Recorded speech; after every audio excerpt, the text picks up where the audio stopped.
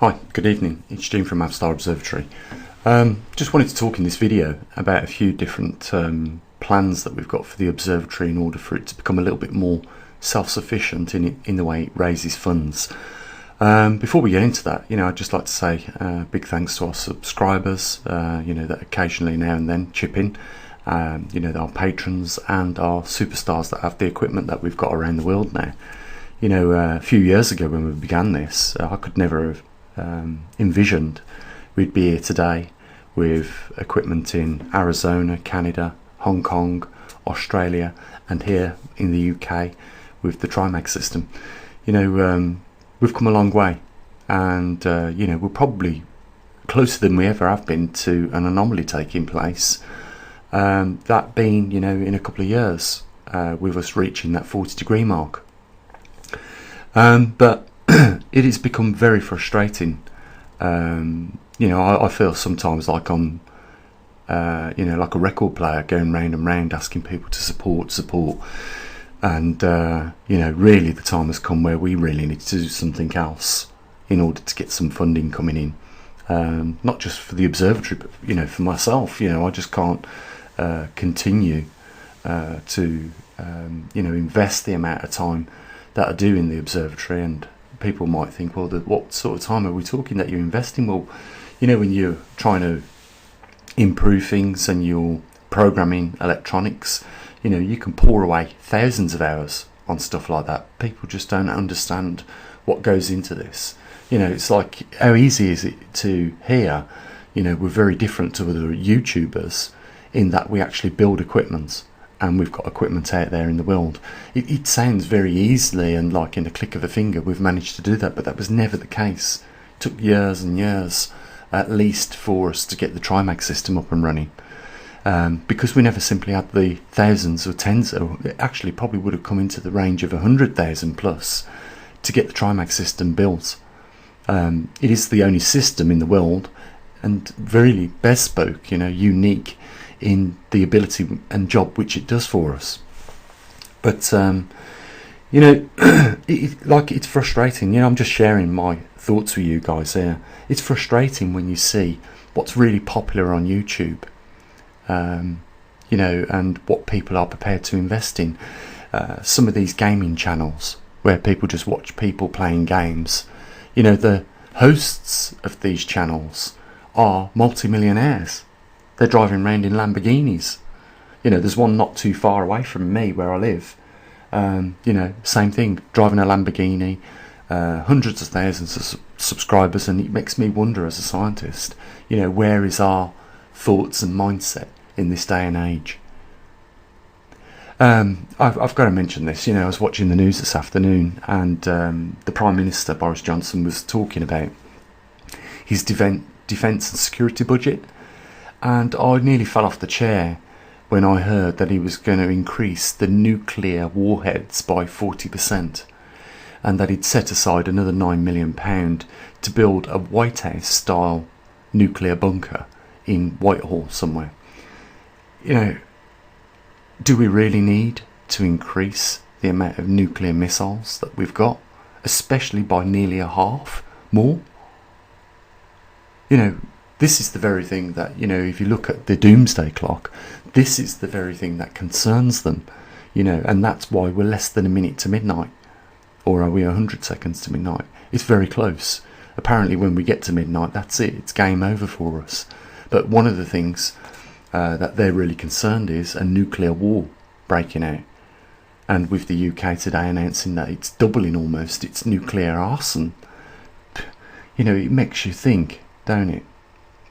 Where are we going? I mean, we are just literally insane creatures.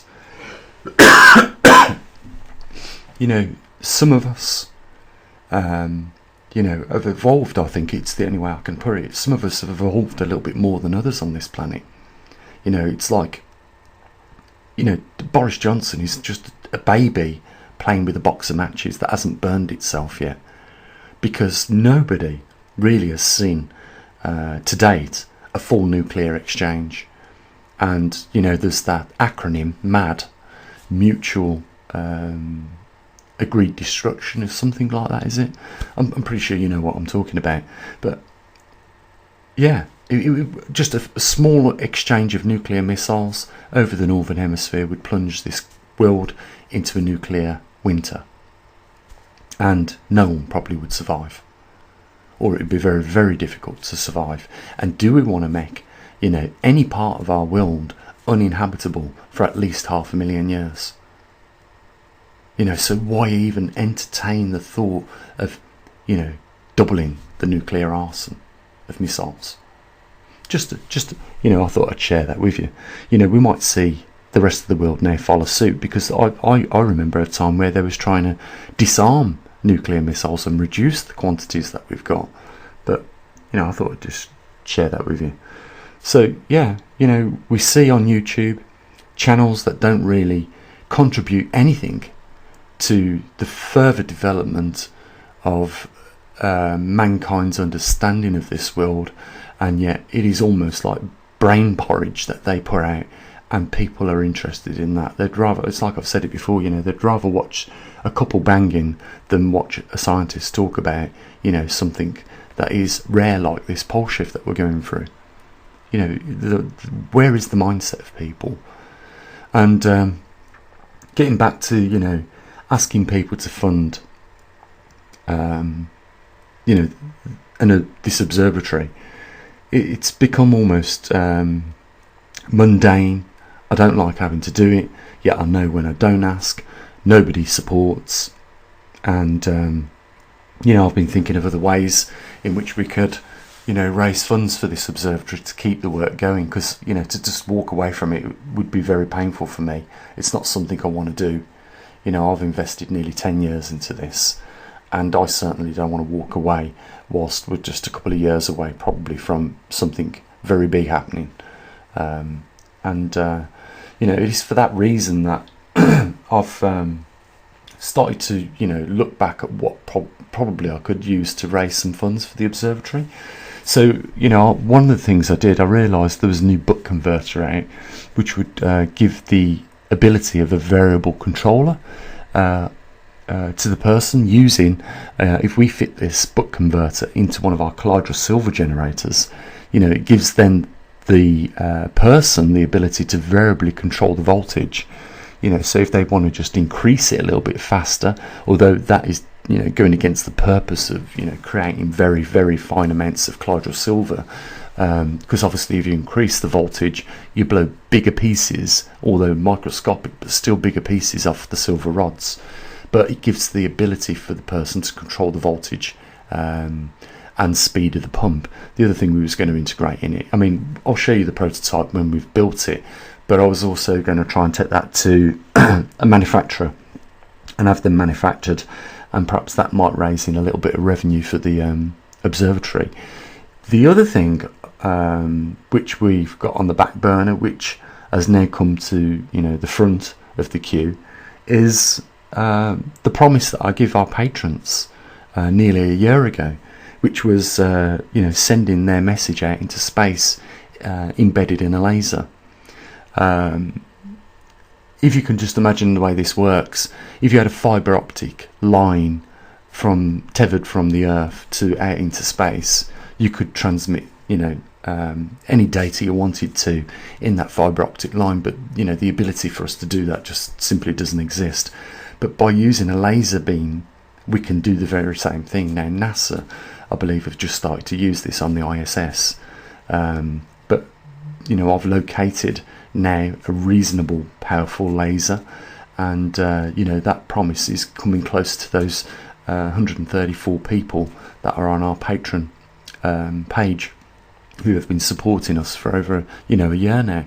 So guys, start thinking about your message that you want to send, and we've also come up with a way of encoding the information that you want to send. So you could send a photograph, a picture, or you could write your message on an A4 page with a couple of pictures or whatever, send that to us, and we can encode that into the laser digitally. So that's what we've been doing over the last week as a back burner. But those people will get it for free, and then we're going to market this on other websites for people that just have a, would like to send a message out into space, simply. So, there's a couple of things that we've come up with. We're trying to be practical here in order to raise money for the observatory, and therefore, we don't have to keep playing the record and asking people to support. You would think, in any case, in this day and age, that people would support this, because, the information we give is not freely given by the government organisations. So you would think, that they're being taxed and not being told the information from the companies that they're paying taxes for to support these organisations. Let's put it into perspective. We're not talking a couple of £1,000 here. We're talking millions of pounds there that goes into these organisations, and everybody that works for them, unlike me, is paid a good salary to work in them. So, we have to come up with some other ideas. I don't want to do merchandise. I told you guys that before, and I have this come up quite a lot in the comment section. What is the point in merchandise? Do you really need a new hoodie, a new jacket, a new t-shirt, or a baseball cap, or a fridge magnet? And the thing is that you're not directly giving me the funds or donating those funds to the observatory. You're donating that money to the company that's manufacturing that merchandise. I'm not trying to, I never have done, tried to make myself rich off what we do here. I've just tried to keep it paying for itself and pay for a little bit of time that I do invest a lot of time, but pay for some of that time that's invested in this. But it's hard to get through to some people. You've seen the comments that I've received before, really rude comments, people with absolutely no understanding. And if you're coming in on this video after about 400 views, just have a look up at how many people have thumbed this video down just because the topic is talking about funding for the observatory. This is where we are at, guys, right now in this world. This is the mentality of people that they've got, and they're cowards very much, because they thumb it down and they never leave the name. These people that are rude and leave the rude comments never leave an email address, because you would definitely, if you was me, give them a piece of your mind for doing that. Because we're all human at the end of the day. And some people say, don't pay any attention to these few negative comments, but ask anyone that can do that, really. Sometimes you pay more attention for some reason, because of these people are so rude. It does catch your attention, and I understand people saying don't pay any attention to it, but if people were picking on your children and saying things about your children, I'm sure you wouldn't just let it go over your head. That's the way I feel. This observatory is my child, and I want to protect it. And I don't think there's any need for rude comments. If people just don't like the content, what they're watching, they don't like being asked to be a team member and a supporter, then why just simply don't they unsubscribe? That's simple, isn't it? Unsubscribe, don't come back. But we have them like they have to do a shit in the comment section and stink it out, so everybody else has to smell it before they leave. Or sometimes they don't even leave, they come back the next day and they do the same again. I've blocked probably in the last 5 years 100 people that have done such things. So that's where we've been going, really. And I don't know what's gone on recently, whether it's COVID-19 or what, but since I would say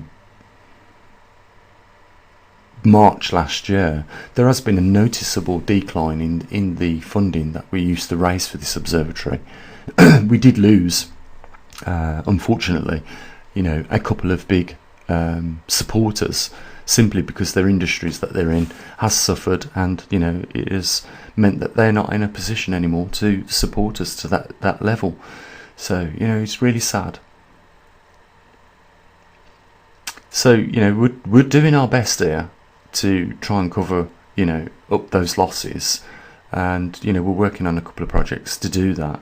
But meanwhile, we still need to be funded, on this observatory in order for us to keep doing what we've got to do. You know, at the end of the day, mankind has only been on this planet 42,000 years.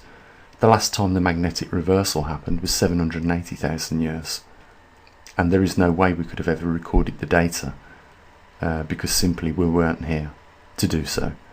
This observatory has recorded the magnetic pole migration every 3 seconds for the last 3 years. So that's an incredible resolution. So we've missed nothing. We've got all that data that we've ever recorded, stored, and we can go back at any point in time and go through that data and see where the changes were taking place. You know, we've done a great job for humanity to this point, and you know, I just hope that you guys see worthwhile supporting, you know, at least for the next couple of years. Let's see where we are in a couple of years. Let's see if things really do start to accelerate from that point on. Okay, I'm going to leave it here. I'm not going to carry on anymore. I'll mention the link down there in the description. You can become one of our patrons if you want, but support us. You know, that's the main thing, and we can continue doing what we're doing. So, you know, I'll say what I usually do. You know, you enjoy the rest of your evening. Take care of your loved ones, and as always, bye for now.